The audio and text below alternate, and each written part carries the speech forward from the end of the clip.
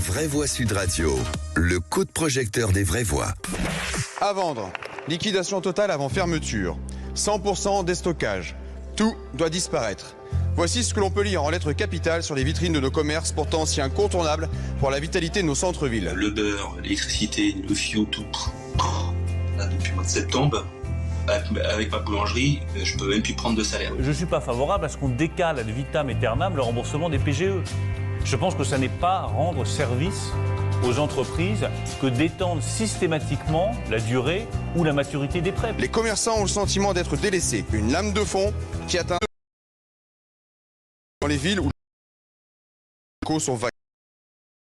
Les boutiques, c'est le explose sur un an selon le tribunal du commerce de Bordeaux, Philippe.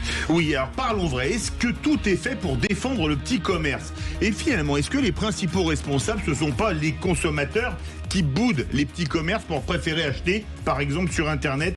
Et à cette question, les petits commerces sont-ils en danger? Vous dites oui à 95%, vous voulez réagir. Manu attend vos appels au 0826 300 300. Et Philippe Coy est avec nous, élu commerce de la CCI Pau-Béarn et délégué de la CCI Nouvelle-Aquitaine et président, vous le connaissez, des buralistes de France.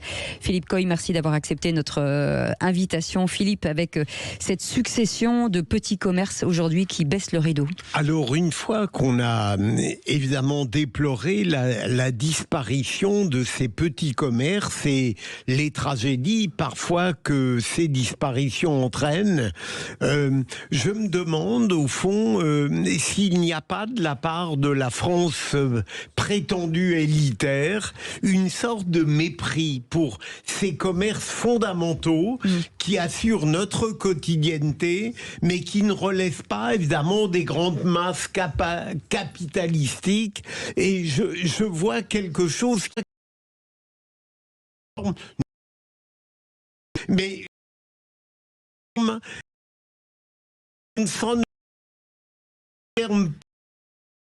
une chance, un service à protéger, on y voit au fond presque une utilité à mépriser. Virginie Calmès qui a été élue locale. Oui, pas tout à fait d'accord avec Philippe Bilger parce que je pense que beaucoup, au contraire de Français, sont heureux d'avoir du commerce de proximité, du petit commerce. Au contraire, les territoires ruraux se plaignent de la fermeture justement de ce qui fait le poumon d'une ville. Moi, je vois plutôt les conséquences de certaines politiques menées par certains maires, et notamment les écologistes, si je prends un exemple que je connais bien, qui est Bordeaux, c'est qu'à force de vouloir absolument qu'il n'y ait plus du piétonniser, qu'il n'y ait plus du tout de véhicules, eh bien le drame, et si vous regardez Bordeaux, c'est qu'il est très facile de sortir d'une ville comme Bordeaux. Bon, Paris, ça devient un peu la même chose. Il y a beaucoup d'axes pour sortir de la ville, et vous n'avez quasiment plus d'axes pour entrer dans la ville. Et le drame, c'est que vous avez des rues entières qui sont piétonnes, qui sont vraiment qui accueillent beaucoup de petits commerces, où finalement les habitants, notamment de la périphérie urbaine, qui avant venaient faire leurs courses dans les petits commerces, et notamment en province, vous avez une vraie dynamique le samedi, eh bien ils ne vont plus dans les centres-villes parce que c'est trop contraignant en termes de locomotion. Et là, je pense que c'est pas du mépris pour les petits commerçants, c'est malheureusement qu'ils se sentent plus accueillis et plus en mesure de se déplacer facilement. Jean-Michel Fauvergue. Tour de table d'abord avec vous dans 2 secondes, Philippe Coy. On fait juste le tour de table. Oui, et rajoutons aussi des problématiques. Effectivement, il y a eu des problématiques d'énergie. Elles sont peut-être plus d'actualité ou pas. Si, c'est les répercussions. C'est les répercussions des dettes, de ce qu'il y a eu, les dettes qui sont accumulées, etc. Il y a aussi un problème de main-d'œuvre. On parlait des restaurants, il y a un problème de main-d'œuvre où les restaurateurs n'arrivent pas à récupérer. Mais je suis assez d'accord avec tout ce qui a été dit, c'est-à-dire que tous ces hyper. Et c'est peut-être la conséquence d'une quarantaine d'années de politique là-dessus. Les hypermarchés, les centres commerciaux qui sont en limite des villes, eh bien ça a tué le cœur des villes, malgré, je le précise, qu'il y a eu des plans ces derniers temps pour essayer de relancer les cœurs des villes avec des financements particuliers. Visiblement, ça fonctionne plus ou moins bien. Philippe Coy, on vous connaît bien sur Sud Radio, vous vous occupez notamment des buralistes. Est-ce que vous constatez ça premier commerce de proximité en France. Hein. Absolument. Est-ce que vous constatez ce drame des dépôts de bilan à répétition dans les centres-villes, comme vous êtes partout en France, du nord au sud et de l'est en ouest ? C'est beau. Merci d'abord de me donner l'occasion de parler du commerce de proximité dans sa totalité. Ça fait des années que je milite auprès du monde consulaire pour le défendre, le représenter. Et j'ai entendu plein de choses, mais il y a d'abord dans le commerce indépendant, la première des difficultés, c'est qu'on est indépendant face aux difficultés.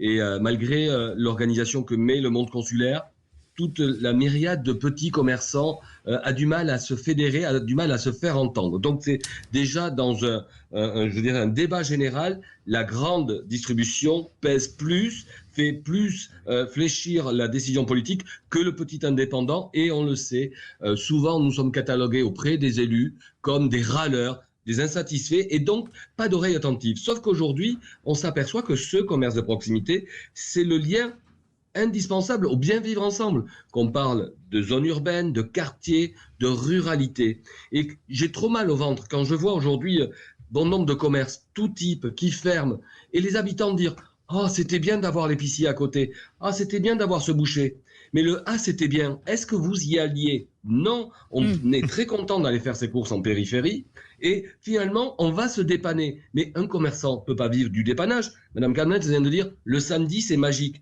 Mais la semaine, elle fait 7 jours. Elle fait pas le samedi. Et le lundi, je vends à qui ? Je paye mes charges à qui ? Et puis dans le centre-ville, tous les centres-villes, le prix du loyer aujourd'hui est un vrai enjeu. Ouais. Comment on peut faire face entre les charges énergétiques, les charges locatives ? Tout cela, c'est des choses à mettre sur la table. Alors, il y a plein de plans.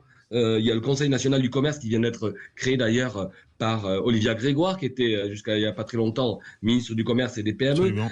Je crois qu'il y a un plan d'urgence à avoir dans la concertation avec le commerce de proximité qui fait le lien avec les habitants. Et puis il y a un point que je souhaite aborder aussi parce que c'est la zone grise que personne ne dit. C'est que pour faire du commerce, notamment en centralité, il vous faut des clients. Alors, il y a bien évidemment l'accès avec les piétonisations. On dit il faut piétoniser, il faut arboriser, mais on ne vient plus avec les voitures. Mais aussi l'habitat qui se vide dans les centres-villes. Ouais, je peux parler de ce que je connais à Pau. Il y a 1000 logements de vide. Ça ne se voit pas. Les immeubles sont toujours là, mais il n'y a plus les habitants. Alors, pour faire vivre ces commerces de pieds d'immeubles, il faut bien, là aussi, de l'animation et des résidents. Oui, c'est vrai. Merci beaucoup en tout cas Philippe, c'est toujours très clair avec vous. Philippe Coy, élu commerce à la CCI de Pau-Béarn et délégué de la CCI Nouvelle-Aquitaine et président des buralistes de France, et vous les embrassez bien pour nous, ces commerçants. Merci beaucoup d'avoir été avec nous. Merci Philippe Bilger. Merci Jean-Michel Fauvergue. Merci Virginie Calmel. C'est vraiment toujours un bonheur de vous avoir le vendredi. C'est un peu une récréation. Oui. Hein ? Qu'est-ce que vous en pensez ? Qu'est-ce qu'il en pense, notre réalisateur préféré ? Maxime. Que du bien. Vous n'avez plus de micro, Maxime. Vous n'avez pas mis de micro aujourd'hui. Ok, très bien. S'il en avait, il est derrière l'écran, donc il le voit. C'est sûr que c'est très compliqué.